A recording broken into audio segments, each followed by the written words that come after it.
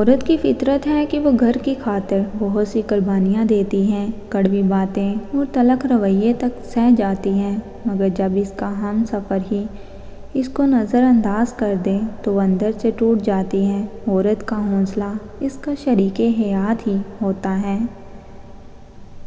مرد بڑا مضبوط ہوتا ہے، لیکن وہ خود سے وابستہ عورت کا دکھ برداشت نہیں کر پاتا، وہ بے بس ہوتا ہے۔ سب سے بڑا بزدل آدمی وہ ہوتا ہے جس کے دل میں عورت سے محبت کرنے کی نیت نہ ہو اور وہ پھر بھی عورت کی محبت کو جگاتا ہے۔ خوبصورت مرد وہ ہوتا ہے جو عورت کی عزت کرنا جانتا ہے، اس سے محبت کرنا جانتا ہے، اس کی اہمیت سے واقف ہوتا ہے، ہر رشتے کا تقدس بحال رکھتا ہے۔ چہرے اور قد کاٹ سے مرد خوبصورت نہیں ہوتے۔ کچھ عورتوں کی محبت کا کوئی ثانی نہیں ہوتا۔ مرد کی خوشی کے لیے اپنی خواہشات اور عادتیں بھی اس کی پسند کے مطابق کر لیتی ہیں۔ ایسے انسان کو اپنا ہم سفر بنائیں جس کو آپ سے اتنی محبت ہو کہ وہ آپ کی آخرت کی بھی فکر کرے۔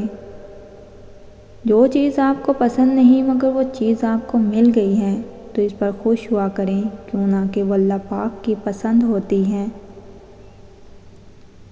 میں لڑنے اور برداشت کرنے سے زیادہ الگ ہو جانے کے حق میں ہوں، کیونکہ آپ کا نفسیاتی طور پر صحت مند ہونا محبت سے زیادہ اہم ہے۔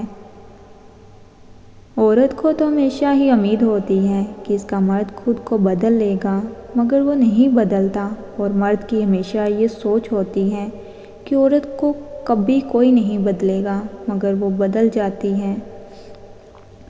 دیر لگے گی مگر صحیح ہوگا، تمہیں جو چاہیے نا وہی ہوگا۔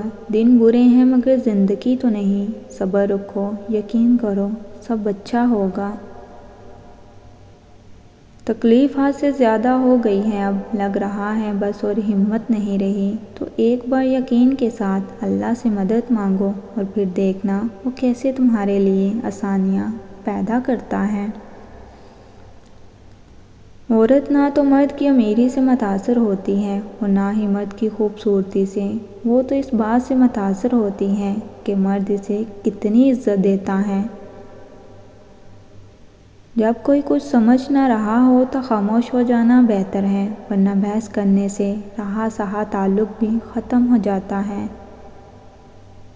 3 غذائیں ایسی ہیں جو عورت کے جسم کو خوبصورت بناتی ہیں، 1 چقندر، دوسرا سیب، تیسرا کھجور۔ عورت ذات بہت بھوکی ہوتی ہے، یہاں عزت اور محبت ملتی ہے، وہیں پر اپنا سب کچھ قربان کر دیتی ہے۔